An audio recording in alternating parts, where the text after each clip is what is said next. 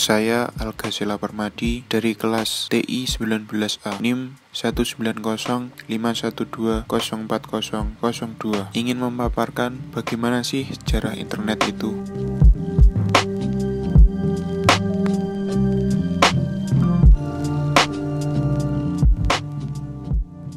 Siapa sih yang tidak pernah menggunakan internet? Ya, sebagian besar atau hampir semua orang pasti pernah menggunakan internet, apalagi di era modern seperti saat ini. Apa itu internet?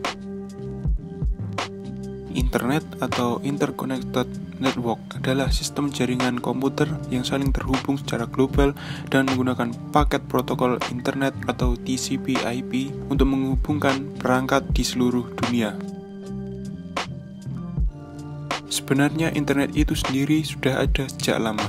Tepatnya pada tahun 1969, Departemen Pertahanan Amerika, US DARPA atau Defense Advanced Research Project Agency, memutuskan untuk mengadakan riset penelitian tentang cara menghubungkan sejumlah komputer sehingga membentuk jaringan organik. Program riset penelitian tersebut awalnya bukan bernama internet, melainkan ARPANET, di mana ARPANET tersebut didemonstrasikan menggunakan hardware dan software berbasis Unix, di mana informasi yang disampaikan hanya berupa teks saja. Tujuan awal diciptakan internet oleh Departemen Pertahanan Amerika atau DARPA merupakan proyek militer untuk membuat sistem jaringan komputer yang terletak pada daerah-daerah vital untuk menanggulangi kalau sewaktu-waktu terjadi serangan nuklir dan untuk mengantisipasi kendala informasi yang terpusat. Salah satu tujuan lain Amerika membuat proyek ini adalah ingin menyaingi Rusia, yang mana pada tahun 1957 Rusia meluncurkan satelit pertama di dunia dengan nama Sputnik 1. Tujuan Rusia meluncurkan satelit ini adalah untuk mengukur kepadatan lapisan atas atmosfer. Hal tersebut dilakukan dengan cara mengukur perubahan pada orbit, kemudian mengirimkan data-datanya lewat sinyal radio yang ada di lapisan ionosfer. Pada awalnya, ARPANET hanya bisa menghubungkan 4 situs saja, yaitu Stanford Research Institute, University of California, University of Utah, dan Santa Barbara. Pada awal pengenalan resmi secara umum, pada Oktober 1972, ARPANET dilirik oleh banyak universitas di Amerika sehingga perkembangan proyek ini sangat berkembang pesat hingga orang-orang yang menggarap ARPANET tersebut kesulitan dalam memanajemen. Akhirnya ARPANET dibagi menjadi dua, yaitu ARPANET dan MILNET. MILNET fokus mengurusi keperluan militer, sedangkan ARPANET fokus menangani keperluan universitas, perusahaan, dan keperluan-keperluan lain di luar bidang militer. Pada tahun 1982, akhirnya istilah internet pun muncul. Dan pada tahun yang sama juga, protokol standar atau TCP/IP mulai dipublikasikan ke umum. 2 tahun kemudian, tepatnya pada tahun 1984, sistem nama domain mulai digunakan yang pada saat itu masih menggunakan domain internasional, yaitu .com. Pada tahun 1990, ARPANET secara resmi dibubarkan, namun seperti halnya tongkat estafet diserahkan, internet terus melaju dan berkembang secara pesat sampai sekarang. Di tahun yang sama juga, layanan berbasis tampilan grafis atau World Wide Web atau bisa disingkat WWW mulai dikembangkan oleh CERN yang memberi layanan pemberi informasi berbasis grafis yang memudahkan pengguna.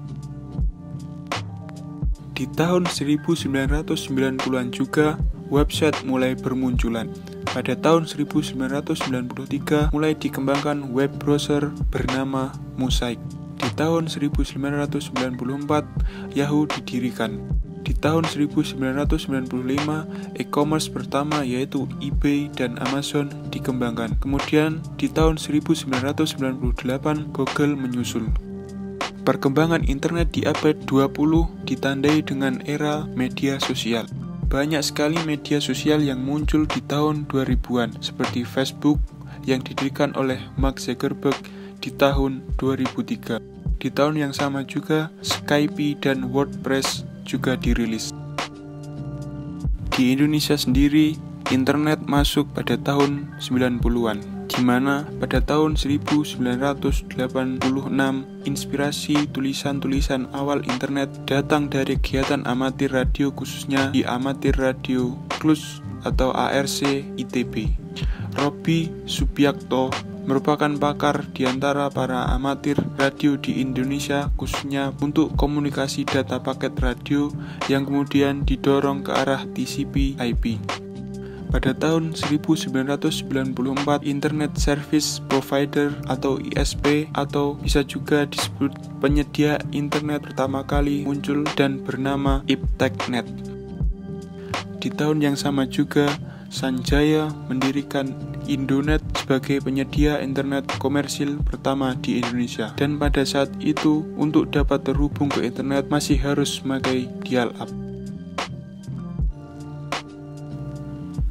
Adapun beberapa manfaat dari internet.